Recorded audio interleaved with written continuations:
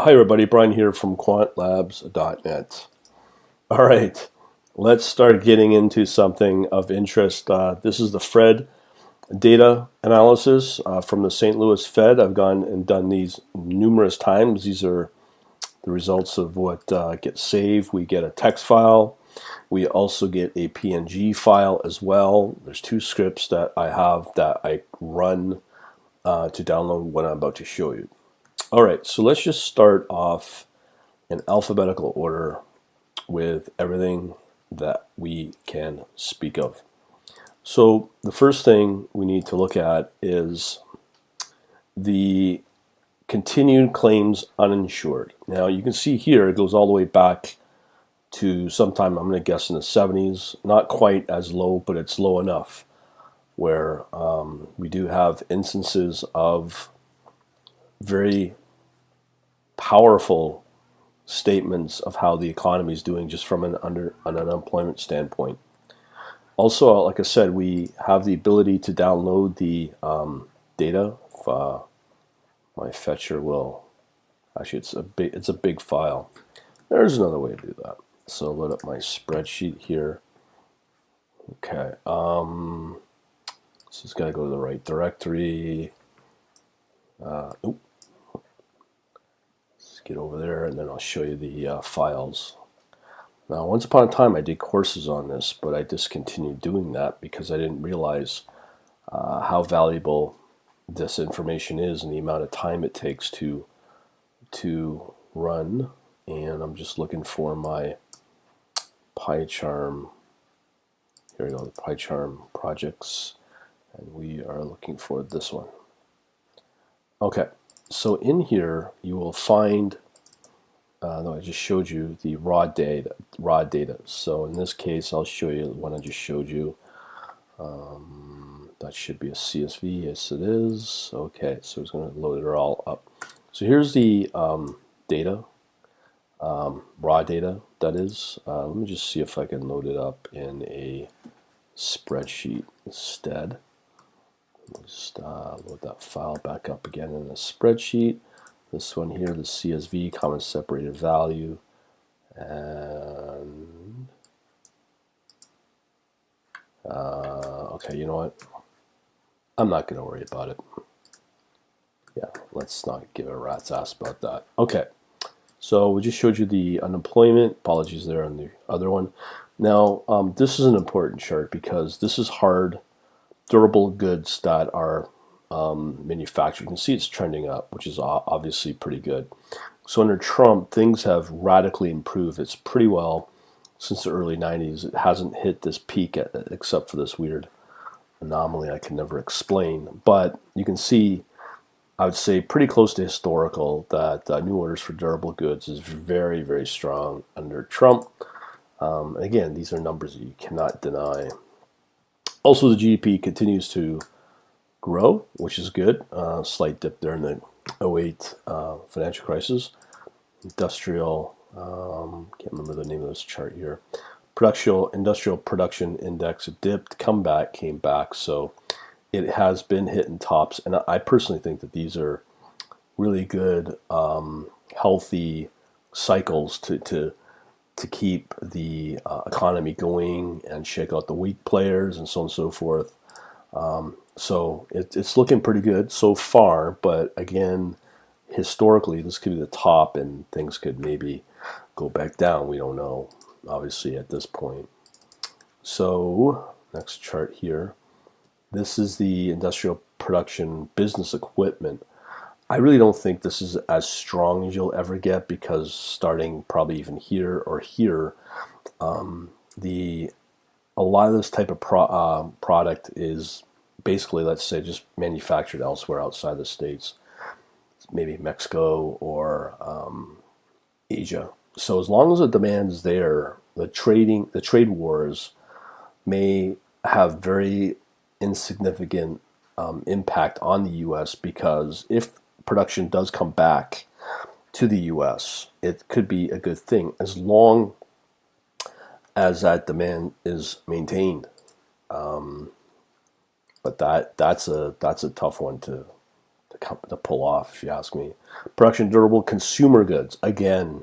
So 2000 and I'm going to say 6, we had that drop. And again, when you look at these run-ups, we just don't know. We're hitting that toppy. Historically, it could just tank. Just depends on the outcome of the production trade wars that are seem to be brewing. Again, industrial product manufacturing. This is from the association, the NAICS. Again, once you hit these peaks, you do see it come off. Like, that's just how it is. Now, in terms of how long Trump can sustain it, it's another question. So it looks good. I mean, there's no doubt about it. But when will that market, when will that come off? We don't know. Production materials. These are the raw input materials that are produced. Again, it's on the up. So if this started to show some form of drop off, then we know that that is an early indicator of the durable production to drop off, because that's an anticipation of demand's not there. But clearly it seems to be there, and if it breaks through that historical, then that is something I think the U.S. market should be pretty happy with. Mining, this one's another one. Again, it is coming back. I guess it's just the old school promises. But the thing is, from my point of view, that's just more the rhetoric of Trump during his campaign to help out coal miners and that sort of thing. So I think that's why it's rising. So again, here, this is from a different source, from pretty well Quandle. No, we don't want that. This is an example of what I was trying to show earlier, a CSV file. So we can get a CSV of everything every month, all the way back in this case to 2001 for the manufacturing customs inventory. So let me just see if we can chart that, which we have a file for. So again, this is a kind of a gobbledygook chart. But the one I would really watch for is this one in sky blue, which is the net of all of these other things. And you can clearly see it is tailing off. So manufacturers are looking forward, the drop off of that demand. So this could be a confirmation of that, because you can see here what clearly happened when things trending down but not crashing down. As in here, it is an indicator of that they anticipate something to happen.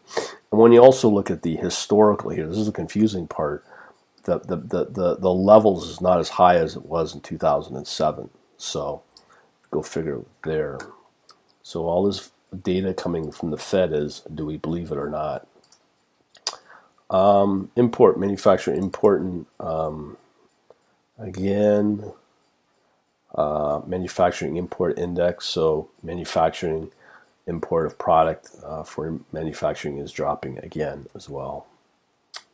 I'm sorry. I'm very well known for.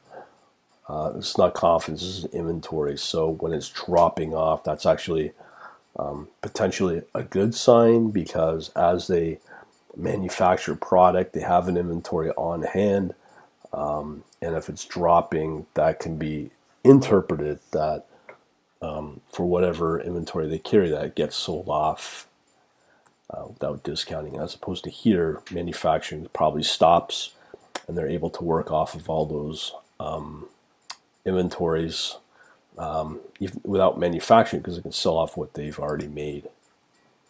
So let's see. So we're showing you that. Here's another manufacturing inventory.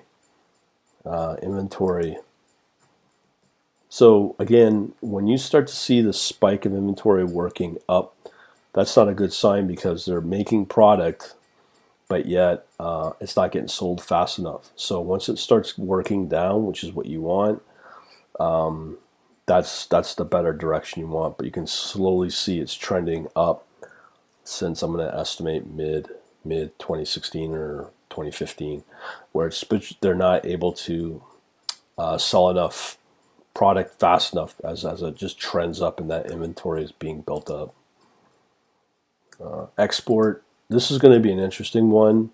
Has steadily increased, but it's dropped off, probably just due to the announcement that the trade wars are coming and all that, and then obviously it's going to impact countries like China or whatnot to import less. So that's probably the impact of that. Too early to tell. New orders index. This is pretty good. It's trending up, so that's a good thing. Well, at least since last year or so. New orders. Let's see that.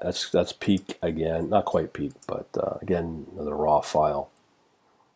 So you can see it's been up. Now, the reason they exclude aircraft is due to the fact that regardless, it's not really a recessionary proof sector, but always remember that Boeing, like a large plane manufacturer, will always be able to produce when there's economies expanding, so their domestic airlines can purchase more 787s. But even if the market tanks, goes into recession, usually what will happen, there's a buildup of military, and again, that's where Boeing can do well. So they exclude that because it may tend to skew these charts.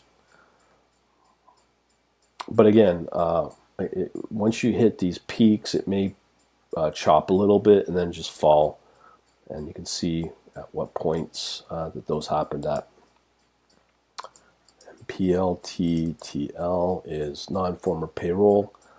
It's number of people coming into the workforce, I believe. But salaries have not increased. That's a problem.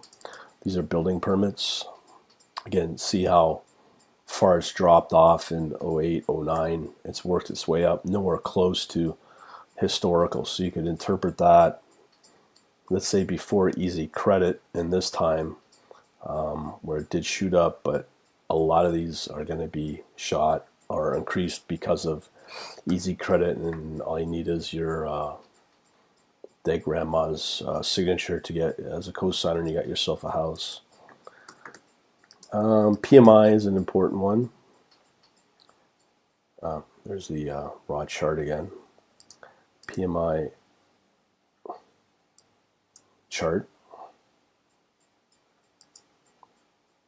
Okay, so you can see it's been just bouncing around, but it's somewhat hitting a high here, a peak. We don't know how long that'll last, but when it drops, it will drop.